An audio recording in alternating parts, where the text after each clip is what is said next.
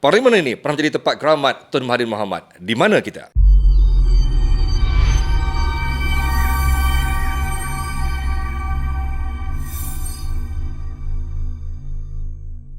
Assalamualaikum dan selamat sejahtera semuanya. Apa khabar anda semua? Kembali kita semua dalam segmen khusus untuk keberadaan STP. Dan pada hari ini saya rasa amat bertuah masih berada di bumi Kedah. Dan pada hari ini saya berada di tempat yang saya kira amat menjadi tumpuan juga sebenarnya. Kerana di sini dulu pernah menjadi tempat ataupun kubu kuat ataupun tempat keramat bagi bekas PM kita, iaitu Tun Dr. Mahathir Mohamad, yang mana semua orang tahu tempat yang mana beliau begitu lama sekali menjadi ahli parlimen. Iaitu di mana? Di Parlimen P006, Parlimen Kubang Pasu. Yalah kan, semua orang tahu Kubang Pasu ni memang tempat keramat, tempat yang kata apa, menjadi bak orang antara yang tak boleh tumbang di negeri Kedah. Tapi pada hari ini, pada kali ini dalam PRU 15 kali ini, BN meletakkan seorang muka baru yang saya kira mungkin kurang dikenali oleh mereka di luar sana, tetapi mungkin dikenali di daerah ini. Dan beliau kali ini akan menentang seorang yang juga seorang giant killer yang pernah menumbangkan BN dalam PRU yang ke-14, iaitu Datuk Amiruddin Hamzah dari Parti Pejuang, yang sebelum ini pada PRU lepas bertanding di bawah tiket Pakatan Harapan. Tapi pada kali ini Datuk Hasmuni Hassan, calon BN, orang muda, akan cuba untuk merampas kembali kerusi tradisi yang memang sejak dulu lagi menjadi milik Barisan Nasional.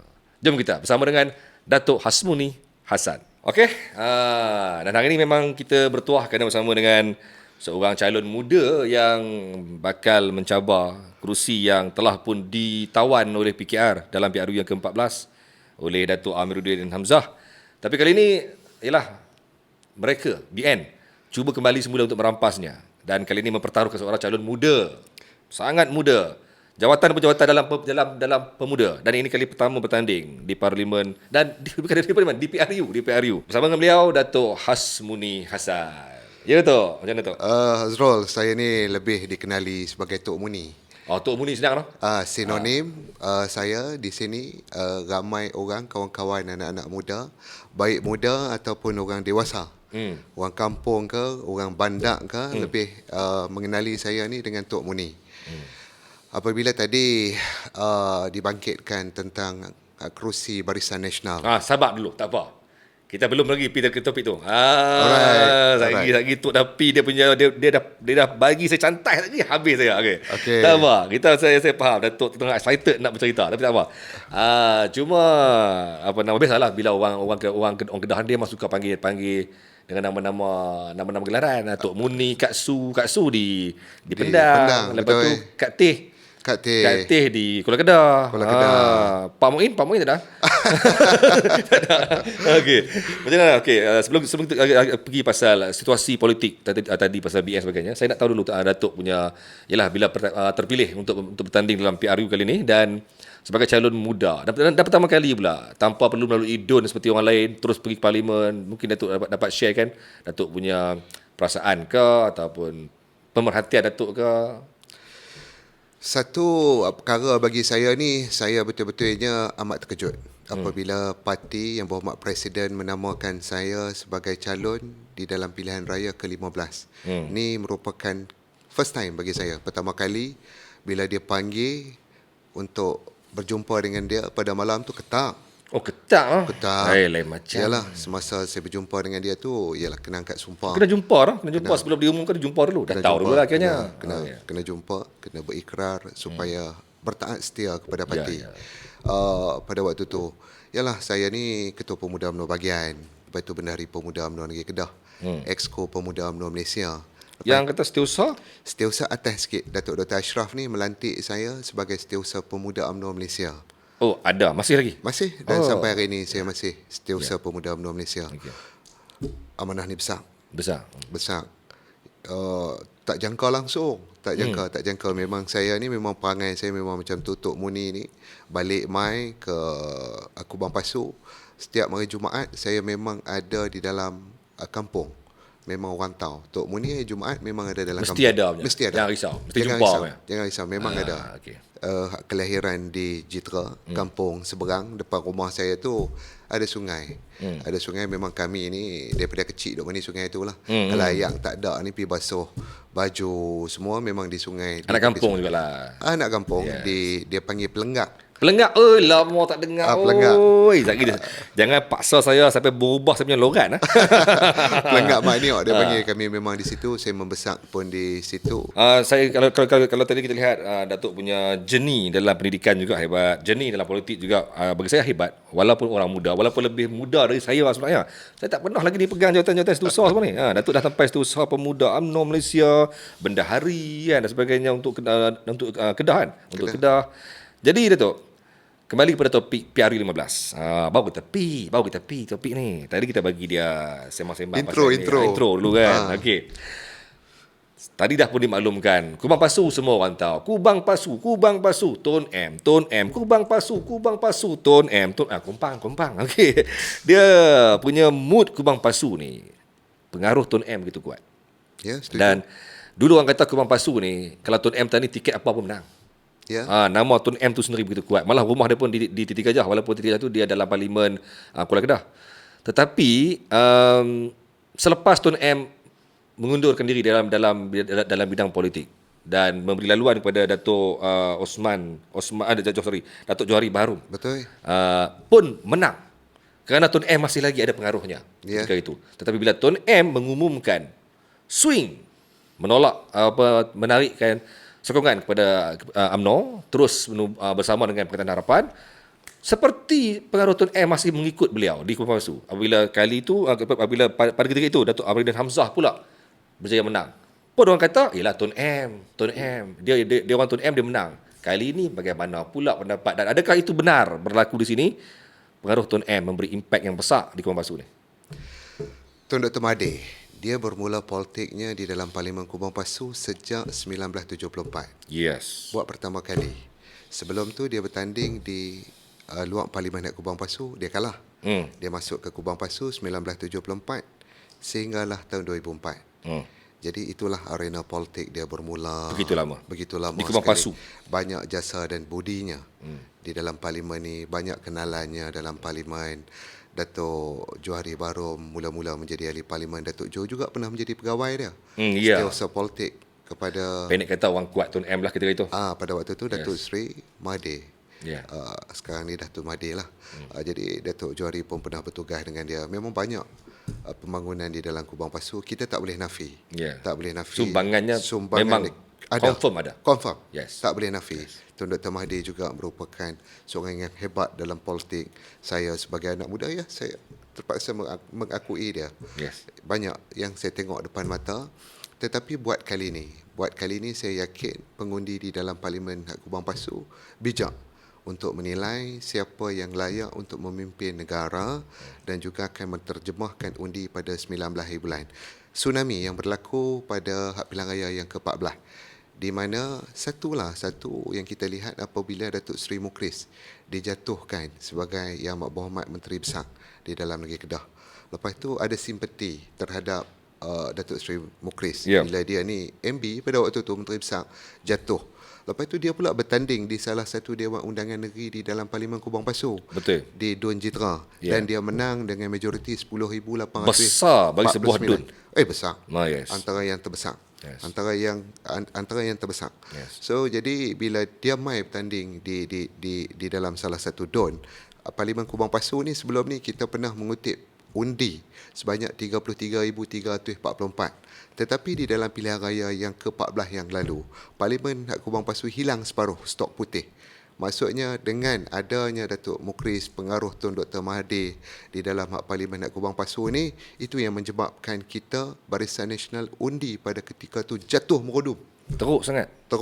Dengan majoritinya sampai jadi dia menang majoriti lebih kurang 13,009. 13,000 ya, 13,900. Besar. Datuk Amiruddin ni juga dia merupakan seorang pemimpin politik, pemain politik yang mempunyai pengalaman. Dan dia sekarang setiausaha. Setiausaha Agong. Setiausaha Agong, yes. Ya. Dan dia bertanding di Anak Bukit, tak pernah kalah. Lepas itu Dalam background sebagai PAS kan sebelum ni. PAS, Yes. lepas tu menyertai Parti Pribumi Bersatu, Ya. lepas tu sekarang bersama dengan Pejuang. Ya, saya tidak boleh menidakkan bahawa dia adalah calon heavyweight dan juga incumbent yang terpaksa saya hadapi. Saya merupakan pencabar dia. Saya ni nak rampas tempat dia. Jadi saya yakin kali ini bahawa kerusi di dalam Hak Parlimen Kubang Pasu ni merupakan kerusi Barisan Nasional, tempat kubu kuat BN. Saya turun ke bawah tadi, saya nampak sentimen very positif. Ya. Very positive this time. Dan saya yakinlah kali ini dengan gerak kerja yang begitu konsisten daripada saya, ketua bahagian, kepimpinan bahagian, jentera sayap, komponen semua, saya yakin kali ini kerusi dalam Parlimen Kubang Pasu akan menjadi milik Barisan Nasional. Baik, tetapi pada 2018, PRU 14, Datuk Amiruddin Hamzah, saya lalu nak capai nama orang pening tu. Jumpa orang hari-hari, satu hari sampai 3-4 orang dia pening nak pikat nama pak dia, nama mak dia kan. Jenuh. Tapi Datuk Amiruddin Hamzah, dia menang pada PRU yang ke-14. Ketika itu bersama dengan PPBM. Okey. Dan ketika itu juga dia mendapat bantuan yang kuat daripada Pakatan Harapan. Ya, Kerana PKR juga membantu menyokong beliau ketika itu. Juga pengaruh Tun M. So pelbagai elemen yang membantu beliau di Kubang Pasu time tu. Tetapi pada kali ini beliau bertanding di bawah tiket Pejuang satu. Yang kita tahu parti yang baru ditubuhkan dan kalah teruk di Johor sebelum ini. Dan beliau akan hilang juga undi-undi daripada PPBM yang sekarang ni dengan PN. Dan juga PKR yang juga bertanding. Untuk pengalaman semua, PKR juga bertanding di sini melalui calonnya iaitu Aizuddin Arifin. Betul. Malah PN juga bertanding dengan melalui Datuk Ku Abdul Rahman, juga yang hebat, seorang calon hebat, seorang Exco Kerajaan Negeri Hebat. sebelum ni. So dengan orang hebat ada seorang di Pejuang, orang hebat ada seorang di Pakatan Nasional, dan juga PKR juga meletakkan calonnya. Ia mungkin berbeza dengan PRU 14. Ya. Ya, macam tu. Suasana dah berbeza. Pilihan raya ke-14 dengan 15 ni berbeza. Dia punya isu dah semakin agak perlahan. Ada tetapi perlahan. Sentimen juga berbeza. Pada ketika tu, Datuk Amiruddin bertanding, dia mendapat sokongan dan juga dokongan daripada parti-parti lain. Betul. Pada waktu tu. Buat kali ni, saya nampak di dalam Hak Parlimen Kubang Pasu ni, walaupun saya merupakan underdog, saya ni ialah budak kampung yang wakil daripada Barisan Nasional buat kali ni. Cuma Apak Kuraman pun ada pengalaman yang cukup dalam pilihan raya sebagai adun exco dia kan. Cuma kali ni saya nampak apabila dia tidak bersama dengan PN, dia keluar daripada Parti Pribumi, PN bersama dengan PAS, lepas tu Pakatan Harapan dia sendiri dengan PKR. Buat kali ni undi yang dia perolehi 29,000. Undi yang dia dapat hari itu, Datuk Amiruddin 29,000. Saya rasa tak mungkin dia akan dapat lagi 29,000 tu. Bagi saya lah. Sebab undi PKR, PH dah berpecah. Ya. Lepas itu undi Parti Pribumi yang sebelum ni yang mengundi dia pun dah berpecah. Ya. So nampak kali ni, yalah saya memang hormat dia, respect. Saya hormat dia orang lama. Cuma kali ni agak tough dan Barisan Nasional kami all out. Kami pulun sampai habis. Pulun Kedah pulun. Pulun. Ya, okey. Alright, tadi kita mukadimahkan dengan pengaruh Tun M di Kubang Pasu. Dan Amiruddin ataupun Datuk Amiruddin Hamzah bertanding di bawah parti yang Tun M sendiri sebagai dominannya. Adakah masih lagi pengaruh Tun M boleh diambil kira di Kubang Pasu? Soalan tu agak menarik Zrol. Cuma masih ada orang kenang jasa Tun Dr. Mahathir, masih ada. Tetapi tidak sebanyak dululah. Apabila dia memimpin negara selama 22 bulan, pada ketika tu orang dapat melihat siapa Tun Mahathir yang tidak seperti dulu, dah berubah. Jadi orang tahulah, saya malas nak komen sangatlah. Ya, okey, faham. Saya malas sebab saya, yalah kita pun hormat orang lama. Ya. Cuma adakah ia mampu lagi untuk memberi satu kelebihan yang besar kepada Amiruddin ni pada kali ini? Kelebihan besar tu saya rasa tidak, tetapi ada sedikit. Maksud saya macam ni lah. Maksud saya apa nama, yalah, adakah Kubang Pasu ni pengundinya terlalu terikat kepada nama individu, atau mereka dah mula pening kerana parti-parti yang mula berubah? Kerana pada ketika itu PRU14, Datuk Amarudin parti ini, sebelum itu parti lain, sekarang datang ke sini dengan parti lain.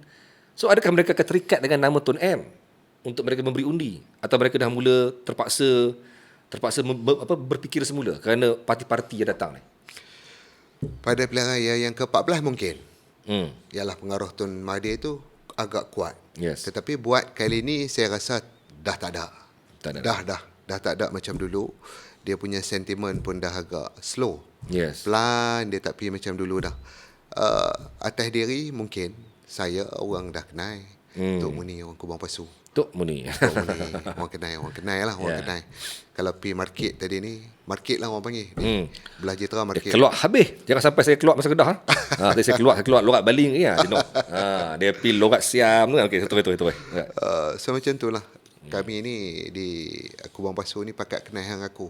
Ya. Pakat kenal. Depa ni merah kalau tak sembah hang aku ni. Depa Kedah lain, Kedah hang aku. Hang aku. Hang jangan buat kopla jingga hang aku noh. Terisin.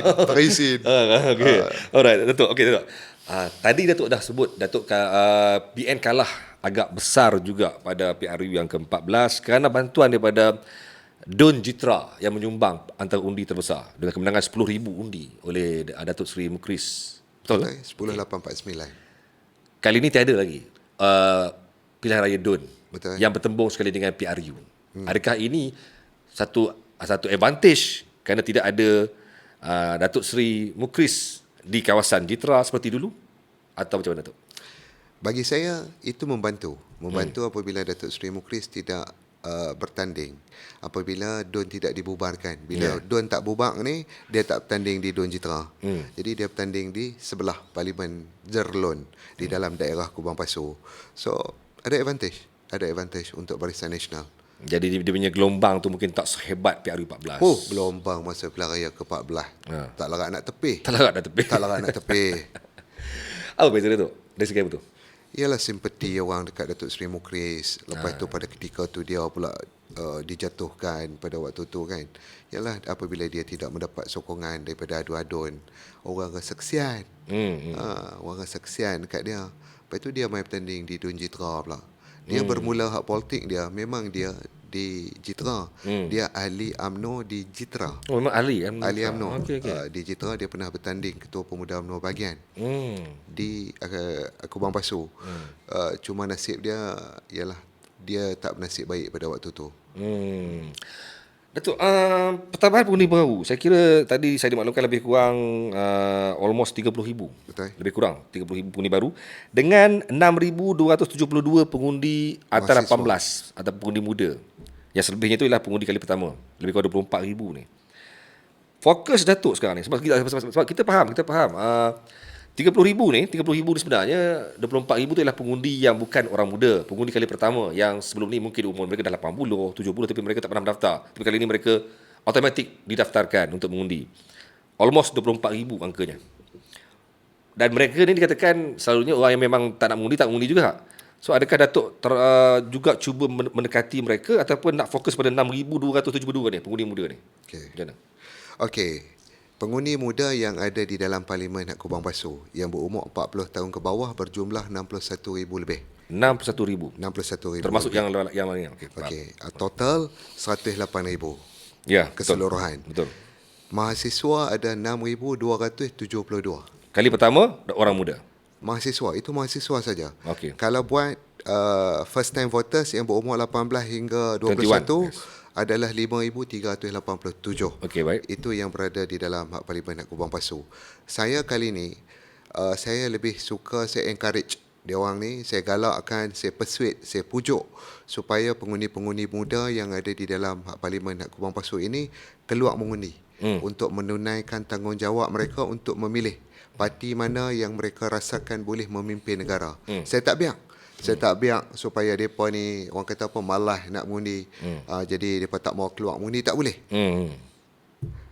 mengundi semasa pilihan raya adalah tanggungjawab mereka. Yes. Mereka mesti kena menunaikan tanggungjawab mereka sebagai rakyat Malaysia untuk memilih sebuah kerajaan yang stabil dan juga makmur macam BN. Itu bagi pengundi yang pengundi 18 sehingga 21. Yang mungkin mereka memang tengah ada mood nak mencuba. Bagaimana dengan 24,000 pengundi usia yang memang dah boleh mengundi tapi mereka tak pernah mengundi sebelum ni ataupun mereka tak pernah daftar pun. Jadi jiwa mereka bukan jiwa pengundi. Macam mana nak mendekati yang 20,000 lebih lagi ni? Ramai tu rupanya. Saya bila bermain dengan matematik ni, rupanya ramai. 24,000 tau pengundi yang selama ni memang tak nak mengundi pun. Tak daftar pun. Macam mana tu nak mendekati mereka ni pula ni? Dia satu hebahan.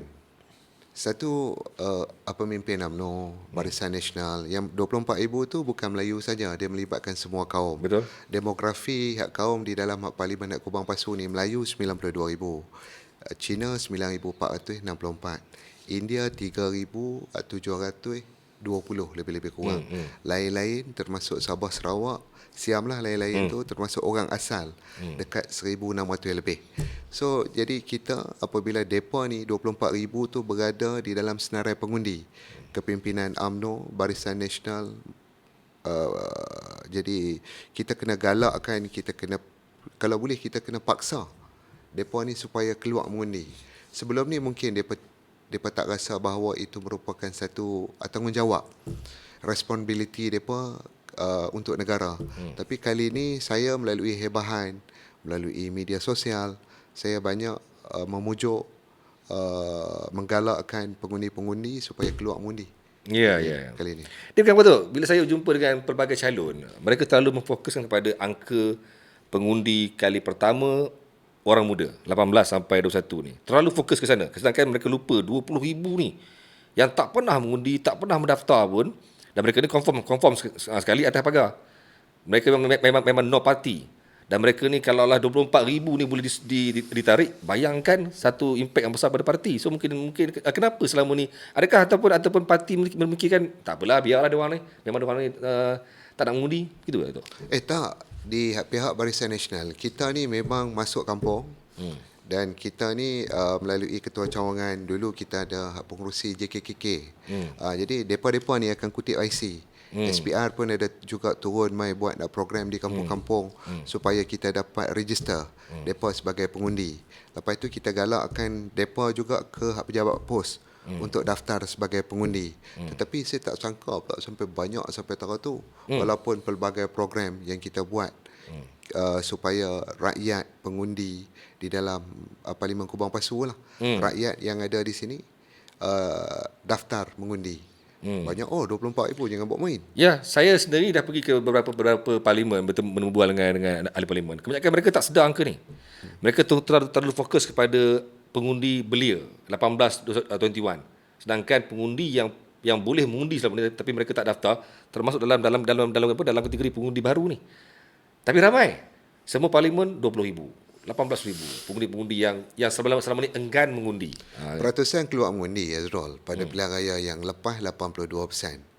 Kalau kita tengok trend di Melaka dan juga Johor, jatuh bawah 65%. Yes. Itu salah satu petunjuk juga bahawa pengundi yang sebelum ni tidak mendaftar undi tetapi didaftarkan secara automatik, depa ni masih lagi dalam mood enggan mengundi. enggan mengundi. Yes. Tapi jika mereka datang mengundi akan berimpak pada parti. Kita kena memberi keyakinan kepada depa ni yang tak pernah keluar mengundi sebelum ni, Yes. yang dikategorikan sebagai bukan pengundi sebelum ni, tetapi sekarang ni automatik. Yeah. Depa sah jadi pengundi. Yes. So kita kena yakinkan macam saya di pihak Barisan Nasional kena yakinkan depa bahawa untuk menjamin kestabilan. Kestabilan dulu. Nak bagi negara stabil, tak jadi huru-hara sampai 2-3 Perdana Menteri dalam sepenggal. Lepas tu makmur supaya kita duduk dalam keadaan yang baik. Mereka kena pilih BN lah. Ya. Okey tu. Dua soalan terakhir tu. Melihat kepada situasi selepas sepenggal Datuk Amiruddin Hamzah di bawah tiket sekejap bersatu, sekejap pejuang dan sebagainya kan. Apa Datuk lihat, adakah sebenarnya banyak kelompongan yang sepatutnya BN patut buat yang termiss selama sepenggal ini? Dia di Bukit Kayu Hitam, dia ada satu projek yang dirancang oleh Barisan Nasional. Dulu di pintu sepadan yang menghubungkan jalan darat di antara Malaysia dan Thailand, Bukit Kayu Hitam dan juga Sedau. Dia panggil Special Border Economic Zone di sana. Dia punya area, keluasan dia 11,000 ekar. Peruntukan yang besar 70 bilion lebih. Peruntukan yang 70 bilion lebih yang diinvest untuk projek SBEZ. Projek tu agak perlahan selepas Pakatan Harapan memerintah negara selama 22 bulan. Sepatutnya projek itu naik dengan mencanak. Untuk apa? Untuk ekonomi rakyat, untuk rakyat di dalam hak parlimen Hak Kubang Pasu ni menerima nikmat. Kita juga perlu cemburu. Pintu sepadan kita ialah masih, walaupun ICQS dah siap, tetapi sepatutnya kita kena jadi macam negeri Johor Bahru dan juga Singapura. Masalah yang saya daripada kecil sampai kelar duk tengok duk ada lagi. Duk ada adalah masalah masalah banjir ya. Masalah bah. Bukan manjiak orang kata bah. Okey, masalah banjir di Taman Rasa Sayang, Taman Jitera, semua tu dah selesai. Alhamdulillah, di bawah kita dulu BN, Barisan Nasional, rancangan RTB Jitera dah pun selesai. Cuma sepatutnya untuk mengelakkan banjir sering berlaku, sering berlaku di kawasan Kampung Cakak Setui, Kampung Kubang Betong. Lepas tu ayak tu akan turun mai ke Malau, di Kampung Biak, di Kampung Bata. Projek RTB yang kita pernah propose dulu daripada Sungai Temin, Sungai Bata, sepatutnya telah pun dilaksanakan dengan segera. Lah ni masalah tu tak selesai, kita duk tengok. Lepas tu pula di Pekan Jitera, kenapa setiap kali hujan lebat ayak penuh dalam longkang? Jitera ni Kubang Pasu, orang luar mai duduk.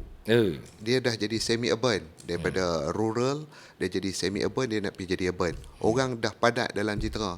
Longkang, saiz longkang yang ada tu, dia dah tak cukup saiz nak menampung ayak. Dulu tak apalah, longkang tu sesuai. Contoh kita bagi, dia punya diameter 2 kaki. Sekarang ni dia tak sesuai dah. Ukur lilit dia kena lebih besar untuk menampung keperluan. Sebab tu ayak duk tengah naik V-shape, longkang ke. Sepatutnya kita dah kena bincang dengan PBT, cari peruntukan daripada Kementerian Hak Kerajaan Tempatan supaya kita naik taraf longkang-longkang tu untuk Taman Jitera, Taman Kubang Lembu, Taman Bunga Raya, Taman Rasa Sayang, sepatutnya benda-benda tu selesai dah. Kita Hak Kubang Pasu ni nyah banjir. Lagi satu saya nak abang, Kubang Pasu ni adalah lembah ilmu. Sekolah ada 44 buah sekolah. Institusi pengajian awam pun 5 ke 6 buah. Sekolah pun yang hebat-hebat pun banyak. MRSM, Jenan, Sekolah Menengah Sultan Abdul Halim, Sekolah Integrasi. Kira memang hebatlah Kubang Pasu ni. Hasil ayak tangan siapa? Ayak tangan UMNO dan Barisan Nasional. Anak-anak di dalam Parlimen Kubang Pasu ni merasai bahawa Kubang Pasu ni hebat adalah hasil daripada ayak tangan UMNO dan Barisan Nasional. Itu antara manifesto lah lepas ni tu. Manifesto khusus untuk Kubang Pasu lah. Baik, untuk menangani semua isu-isu tadi lah. Baik Datuk, last word pendek dan punch untuk mereka yang bakal mengundi pada 19 bulan ni di Kubang Pasu secara khususnya, dan pengundi-pengundi Malaysia secara amnya. Nasihat Datuk, saranan Datuk, dan juga mungkin pandangan, nasihat dan sebagainya lah, silakan untuk mereka semua. Untuk rakyat di dalam Kubang Pasu dan juga seluruh Malaysia lah yang akan keluar mengundi pada 19 bulan nanti, buatlah pilihan yang tepat. Jangan ditipu lagi sekali. Cukuplah sekali kita ditipu. Barisan Nasional tidak menjanjikan bulan dan bintang. Lihatlah bukti semasa pentadbiran Barisan Nasional menerajui negara tercinta Malaysia. Yakinlah BN merupakan pilihan yang tepat. Okey, thank you Datuk. Walaupun dia simple, tapi walaupun kita bersembang secara santai, lemah lembut kan. Tapi saya bersetuju bahawa Datuk Hasmuni akan berdepan situasi yang agak mencabar kerana dua penentang beliau memang nama besar, ialah Datuk Amaluddin Hamzah dan juga Datuk Ku Abdul Rahman Ku Ismail. Dua nama besar. Selain tak boleh dinafikan, tak boleh ditolak tepi kemunculan PKR juga iaitu Saya anak Aizuddin tempatan. Arifin. Jangan buat koman. Saya tu ada lagi tu. Saya nak tempatan jangan buat koman. Koman tu jangan buat. Koman ni jangan pandang rendah lah. Jangan pandang rendah lah. Jangan buat koman lah, jangan buat leceh lah. Okey. Alright Datuk semua. Jumpa lagi insya-Allah dalam segmen seterusnya. Apa pun thank you Datuk kerana luangkan masa. Thank you Azrul.